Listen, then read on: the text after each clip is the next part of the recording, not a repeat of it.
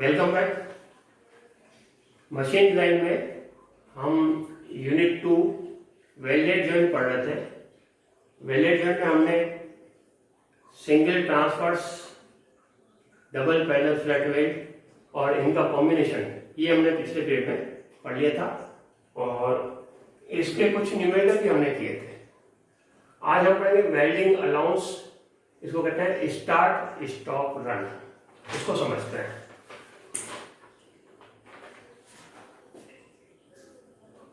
कोई भी दो प्लेट है, ये आपस में वेल्डेड है। इन प्लेट्स पे सपोज सिंगल ट्रांसवर्स और डबल पैरेलल फ्लैट वेल्ड से इन प्लेटों को जोड़ा गया है। अब वेल्डिंग अलाउंस यहाँ स्टार्ट स्टॉप रन क्या है ये आपको समझाते हैं। आपने यदि खुद वेल्डिंग की हो या किसी वेल्डर को वेल्ड करते हुए देखा हो तो आप देखेंगे जैसे ये वेल्ड करना है, तीन साइड में ये वेल्ड करना है, तो यहां से स्टार्ट करेगा वेल्डर, यहां से स्टार्ट करेगा या यहां से स्टार्ट करेगा। तो वेल्डर क्या करता है, यहाँ पे इलेक्ट्रोड ला करके उसको प्लेट पे टच करता है। टच करने से इलेक्ट्रोड में से करंट पास होता है और सर्किट कंप्लीट हो जाता है। टच करने के बाद उस इलेक्ट्रोड को थोड़ा सा लिफ्ट करते हैं ताकि एक सूटेबल एयर गैप बन जाए। एयर गैप बनने से जो है सर्किट पहले कंप्लीट हो चुका है, एयर गैप बनने से जो करंट है वो एयर के थ्रू जंप होता है, जिसके कारण बहुत ज्यादा रेजिस्टेंस उत्पन्न होता है और इसलिए वेल्डिंग होती है। तो जब वेल्डिंग स्टार्ट करते हैं तो कुछ समय लगता है स्पार्क सेट करने के लिए। अर्थात मान लीजिए यहां से यहां तक की दूरी वेल्डर को स्पार्क एडजस्ट करने में लगेगी और जब वेल्ड खत्म करते हैं तो इसका आखिरी कुछ भाग, इसमें गैप जो है, क्योंकि वो इलेक्ट्रोड हटाता है वेल्डर, तो वो गैप जो है कम और ज्यादा होने के कारण ये माना जाता है कि वेल्ड के स्टार्ट में और वेल्ड के एंड में लगभग 6.25 mm ईच जो वेल्डिंग होती है वो कमजोर होती है। अर्थात कुल वेल्ड की लंबाई मान लीजिए L है, तो इस लंबाई में से लगभग आधे इंच की वेल्डिंग होगी जिसमें स्ट्रेंथ प्रॉपर नहीं होती है। उसको कहते हैं स्टार्ट स्टॉप रन। तो हम जब डिजाइन करेंगे तो जितनी रिक्वायर्ड लेंथ है उसमें 12.5 mm या 12 mm जैसा भी सूटेबल हो अलाउंस देंगे। उसको कहते हैं स्टार्ट स्टॉप रन। ये क्यों देते हैं? क्योंकि जब वेल्डर वेल्डिंग स्टार्ट करता है तो शुरू के 6 mm करीब और आखिरी 6 mm वेल्डिंग का सामर्थ्य पर्याप्त नहीं होता है। हम मान के चलते हैं कि वो वेल्डिंग बेकार है।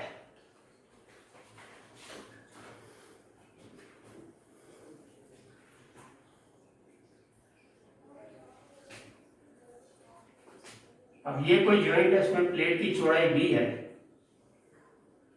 और इसको सिंगल ट्रांसवर्स और डबल पैरेलल फ्लैट वेल्ड से जोड़ा गया है। तो ये अलाउंस कहां देंगे? अलाउंस में सभी लंबाइयों में अलाउंस देंगे। तो L लंबाई यदि है तो हम मान के चलते हैं कि इफेक्टिव लेंथ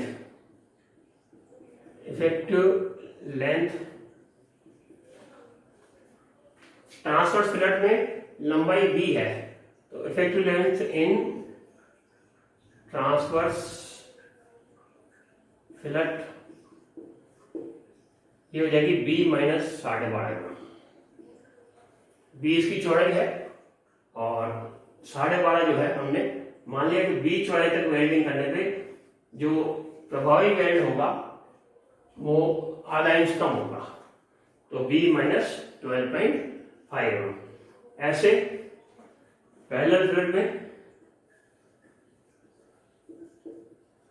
पहले फ्लैट में क्या हो जाएगा, L minus 12.5 mm। Effective length will be equal to L minus 12.5 mm।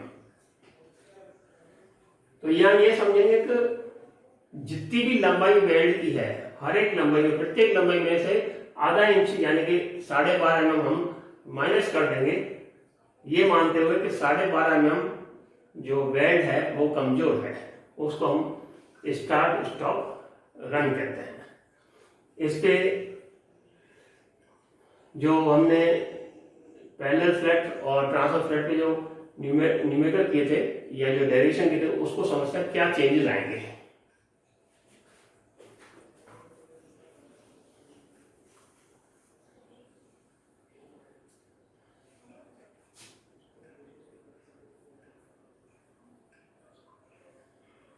Suppose एक प्लेट है जिसकी चौड़ाई b है, मोटाई स्मॉल t है, दूसरी प्लेट के साथ में डबल पैरेलल फ्लैट वेल्ड से जोड़ी गई है।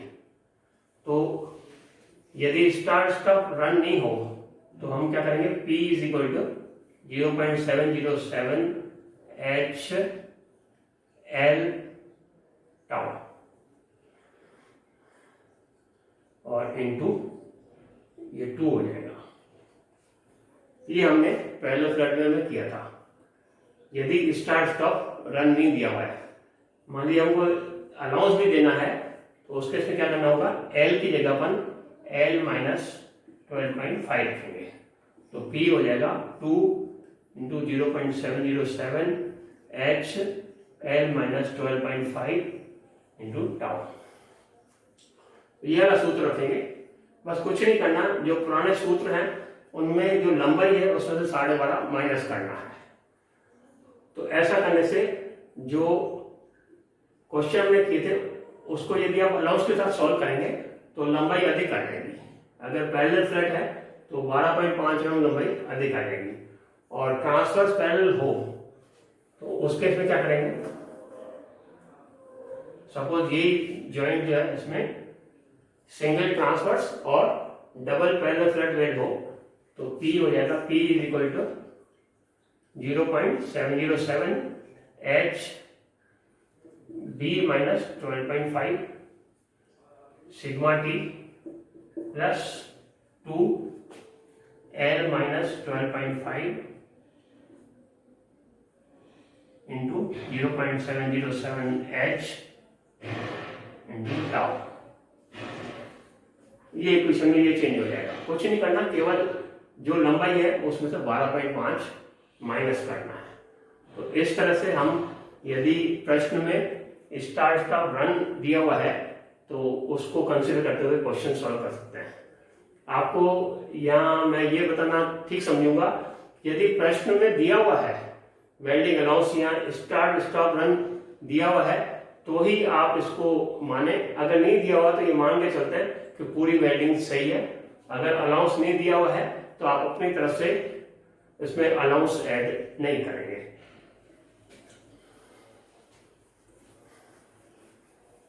अब एक प्रश्न अपन कर लेते हैं।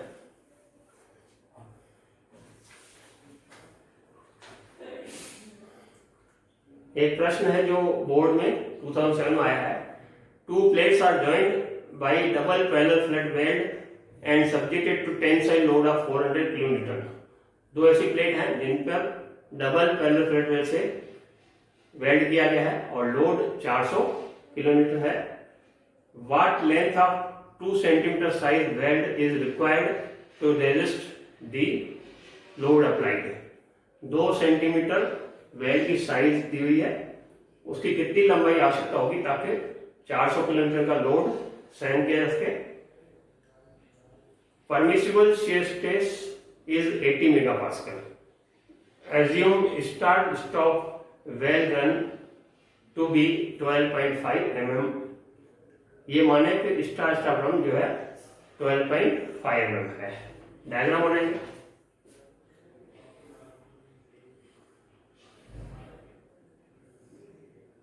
इस प्लेट को अन्य प्लेट से वेल्ड किया हुआ है।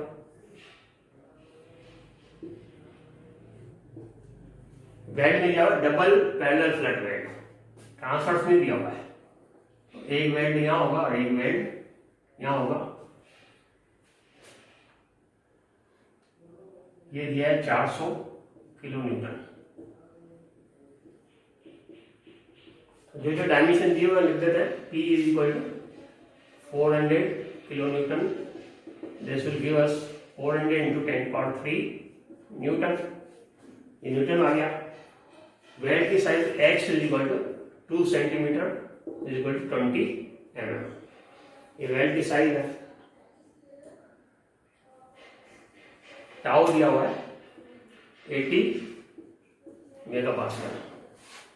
आपको बता चुका है कि 80 मेगापास्कल ये हो जाएगा 80 न्यूटन पर mm square.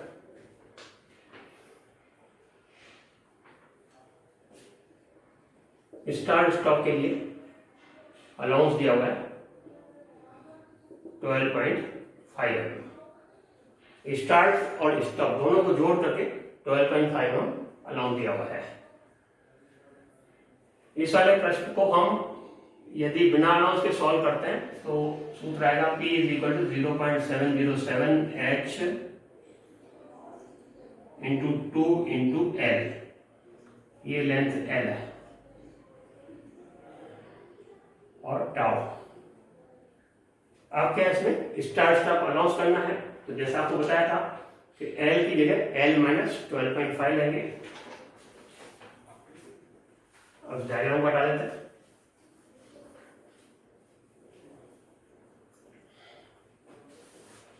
P is equal to 2 into L minus 12.5 H into 0.707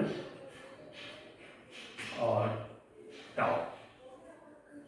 P का मान दिया हुआ 400 इंटू 10³ ये P का मान है न्यूटन में। 2 L की वैल्यू ज्ञात करनी है अपन को।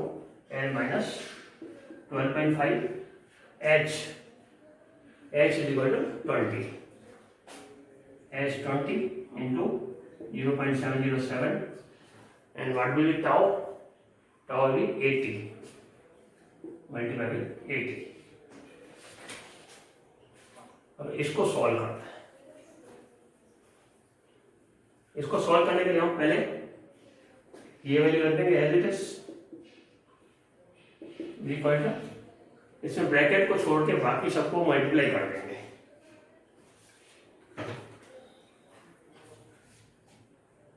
टू इंटू 20 इंटू 0.707 इंटू 80 यह आ जाएगा 1131.2 L minus 12.5। 2 into 80 into 20 into 0.707 sorry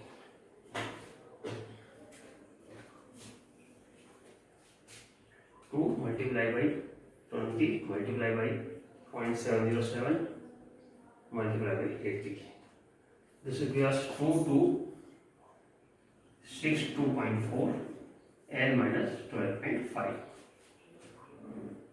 अब L आ जाएगा 410³ divided by 2262.4 plus 12.5। ये सॉल्व कर देंगे।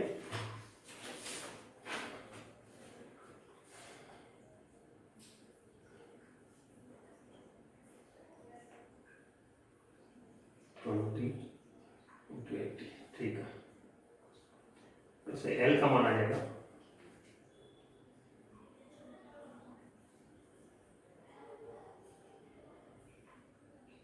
190। सॉल्व कर लेते हैं। 400 multiplied by 10³ divided by 2262.4 equal 400 multiplied by 10³ divided by 2262.4 176.8, 177 plus 12.5 plus 12.5 ये देगा 189, L इक्वल टू 189 mm।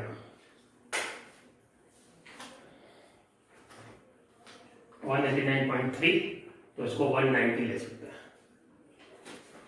तो ये प्रश्न हमने किया स्टार्ट स्टॉप रन का।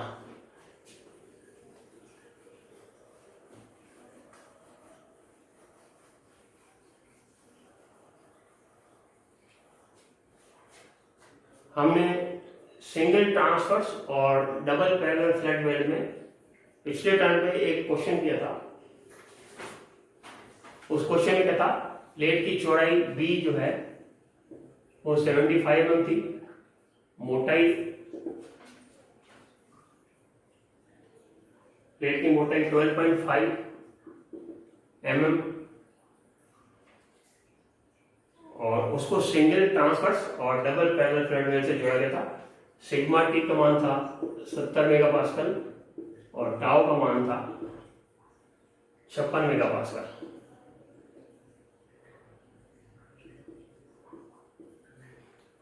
इसमें प्रत्येक पैरेलल फ्लैट वेल्ड की लंबाई हमने ज्ञात की थी, आपको ध्यान होगा। तो अपना आंसर आया था L equal to 20 mm।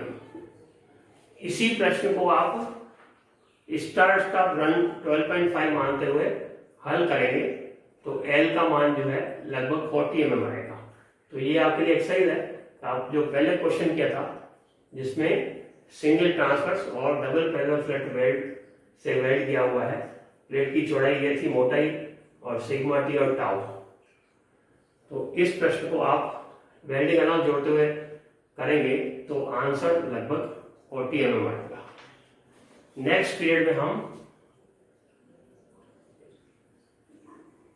Unsymmetrical जो सेक्शंस है उन पर वेल्डिंग के दौरान लगने वाले लोड के कारण क्या वेल्ड की कैलकुलेशन आएगी वो हम पढ़ेंगे अनसिमेट्रिकल वेल्डेड जॉइंट्स के साथ। Thank you.